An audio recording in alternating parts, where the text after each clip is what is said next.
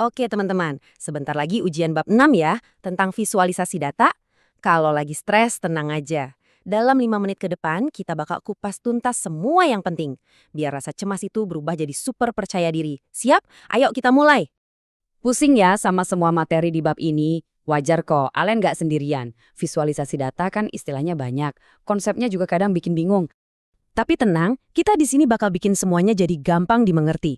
Tujuan kita simpel, mengubah kebingungan itu jadi keyakinan. Jadi nanti pas ujian, mau soalnya sesusah apapun, kalian udah siap tempur. Nah, pertama-tama, kenapa sih kita harus pusing-pusing belajar bab ini? Kenapa visualisasi data itu penting banget? Jawabannya, ini bukan cuma soal bikin grafik yang kelihatan keren. Ini soal gimana kita bisa melihat dan benar-benar paham apa yang lagi terjadi di dalam sebuah sistem. Intinya nih, visualisasi itu punya 3 kekuatan super. Yang pertama, kita jadi lebih gampang memahami pola atau tren datanya. Kedua, kita bisa mendeteksi masalah dari awal. Contohnya, tiba-tiba ada lonjakan suhu yang aneh, nah itu langsung kelihatan. Dan yang ketiga, tentu aja kita bisa ngambil keputusan yang cerdas dan yang paling penting, dengan cepat. Nah, ini dia tips jitu buat ujian. Biar gampang ingat, pakai aja singkatan PDK. Pemahaman, deteksi, dan keputusan. Serius, kalau ada soal esai singkat soal ini, kalian jawab 3 poin ini, udah pasti dapat nilai bagus. Oke, lanjut ke bagian 2 ya. Peralatan visualisasi. Anggap aja ini kayak kotak perkakas kalian. Kalian harus tahu kapan saatnya pakai grafik garis, kapan harus pakai diagram batang. Yuk, kita bedah satu-satu. Gini cara pakainya. Grafik garis itu pas banget buat data yang berubah seiring waktu, kayak suhu. Grafik batang, ini buat bandingin satu hal dengan yang lain. Gauge atau meteran, nah ini buat satu nilai penting yang harus terus dipantau, kayak kecepatan motor. Terakhir, LED, ini yang paling simpel, buat status nyala atau mati, kayak lampu peringatan. Nah, ini nih, perhatiin baik-baik karena ini sering banget keluar di soal esai. Apa sih bedanya chart sama graph di LabVIEW? Cara gampangnya gini aja. Chart itu live, datanya nambah terus, kayak speedometer di mobil kalian. Sementara graph itu nampilin semua data sekaligus setelah selesai. Persis kayak peta rute GPS sesudah kita sampai tujuan.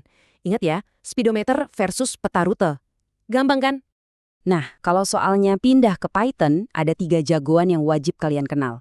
Pertama, Matplotlib, ini yang paling dasar dan sering dipakai. Kedua, Plotly atau Dash, ini kalau kalian mau bikin dashboard web yang interaktif.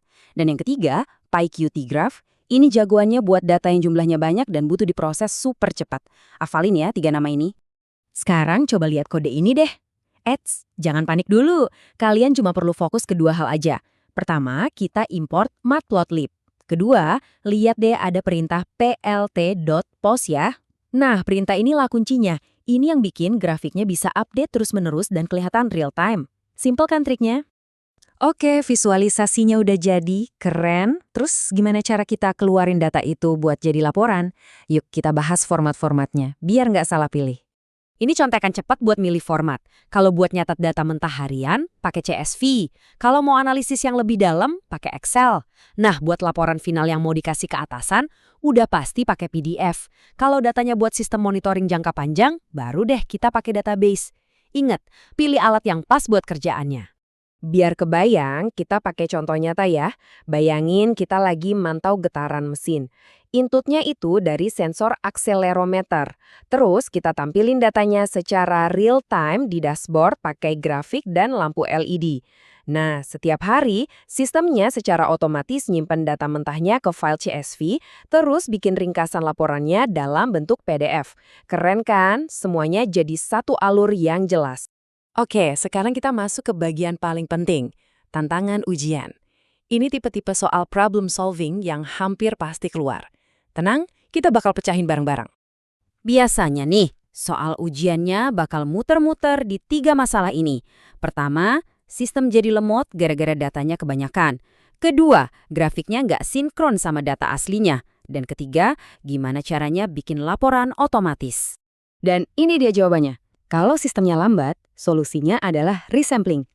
Kita cuma ambil sampel datanya aja. Kalau grafiknya nggak sinkron, pakai threading. Jadi proses ambil data sama nampilin data jalan di jalur berbeda. Kalau butuh laporan otomatis, gampang, kita siapin template. Hafalin ya pasangan masalah dan solusinya ini. Ini kunci. Oke, siap-siap ulasan kilat. Kita kunci semua konsep penting yang udah dibahas tadi. Pertanyaan cepat. Kalau buat nyatat data mentah harian dari sensor, format yang paling bagus apa? Yup, bener banget. CSV. Karena ringan dan gampang dibaca. Satu lagi, kalau buat laporan final yang profesional buat bos atau klien, format yang paling pas apa? Pasti udah pada tahu ya, PDF. Biar kelihatan rapi dan gak bisa diubah-ubah. Dan ini dia rangkuman pamungkasnya. Ingat bedanya chart versus graph, fungsi PLT titik pause di Python, kapan pakai CSV atau PDF, sama solusi buat data yang kegedean. Serius deh, kalau kalian paham semua yang ada di tabel ini, kalian udah nguasain 80% dari bab 6. Sebagai tantangan terakhir, coba deh pikirin ini. Gimana kalian ngerancang sebuah laporan otomatis buat sistem yang mantau suhu dan tekanan mesin?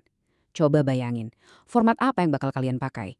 Visualisasi apa yang penting buat ditampilin? Kalau kalian bisa jawab pertanyaan ini, itu artinya kalian udah bener-bener siap. Semangat ya ujiannya, kalian pasti bisa.